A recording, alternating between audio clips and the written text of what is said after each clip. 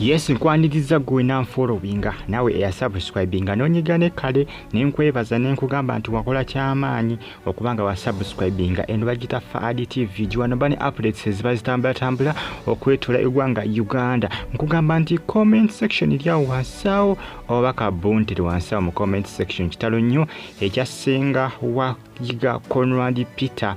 munange bwatyo bwe yafiridwa onakuzanyiranga kyobe mu customer care ono yafiridwa Sengawe era nga post eno yagitaddeyo nako lwaggulu Senga agenda kubazikibwa nako lwaleero newankubadde post eraga nti agenda kubazikibwa nkya ku saa 8 azikibwa leero ku saa 8 sadiza wali ebutende Masaka newankubadde video nduddewo kubanga ngikola okukonfaminga naye nga kitalo nnyo Bambi yafuddeyo nako lwaggulu mongere okubanga muje kumirako bagita Fadi TV jibanange bitalo Aromatic oba kiki simanyi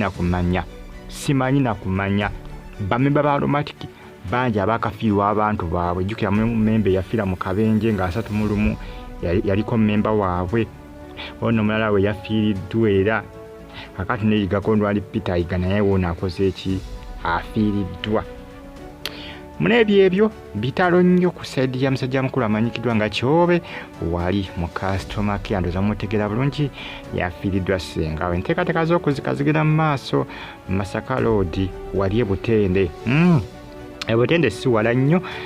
ku Masaka Road ndowooza ebutende omuntu yali akutte ku Masaka Road ebutende ndowooza webatunda obutebe ku makubo buno wa situulu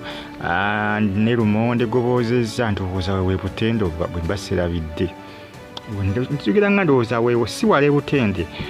wakuzikibwa leero saa 8 era nga munange Yiga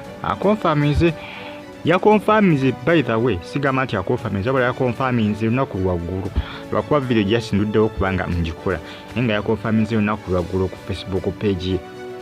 byo munnange bitalo Mukama katengere kubanga ayambako Aromatic kubanga bannange bafiiriddwa abantu ekyamazi ono mwaka gwa 2020 kukyanga utandika gule mwezi gwa January mwafiiriddwa mu memba wano mulali afiiriddwa omuntu owa family kati none yiwuna afiiriddwa Sengawe Mukama abayapa ba Aromatic nabagamba nti omwaka tegubatandikidde bulungi ekyamazima tegwabatandikira bulungi Imagine ku 31 December mu 2024 memba waabwe wa Aromatic yafiira mu accident akabenja akali ku Jinja Road mwayakola ki weyafa ebiseera ebisinga Bambi osaba nnyo omutonziwa nga 3 December akuyambe waleme kufuna buzibu bonna waleme kulwala waleme kufiirwa kubanga omwaka kuba gukulaga nti genda kutambulira bulungi nga ddala ati ku lusooka tikiyitirira 31 January gwe n'obanga oli mulwadde ate oli mu kufiirwa oba olina okusaba ennyo kubanga abantu baba bajja kunogoka ku omu kubanga sayini oba ogifunye nti omwaka oguyingire ne togenda kutambulira bulungi oba olina okubeera nga weeseetinze olina kubeera stand by steady ready ever ready steady nenga bye munnange kitalo nnyo ekya Senga wa Yiga Conrad Peter maziga kusali ya Aromatic Entertainment nenga mbebaza ne bagamba nti Bambi mwebale okubanga mujje kumirako n'okubanga mujje followinga bagita Fadi TV yuji kitalo nnyo Bambi agenda kubazikibwa leero side za wali butende ku Masaka Road butende byebyo bimuko ebitrendinga mwongera kwanga musupportinga Aromatic ejuka bakyalina series yabwe ekyagenda mu maaso ya customer care yalagibwa ku Makula TV emanyanga ku Makula kika ne Makula TV ziri ku start time zikokwa gwatana start time zigenda ku YouTube jojo kubanga ofunira customer care gwatana YouTube nga togimanyi bulungi gwe bulabuguzi start times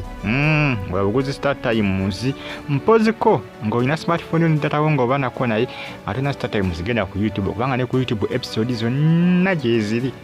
tuli ku season kati almost ndoza ya kusatu ya customer care n'ekyo baba kikambwe yanga musajja mukulu no Bambi mwayindoza mwabakagobe yamutegera bulungi nnyo yafiiriddwa Sengawe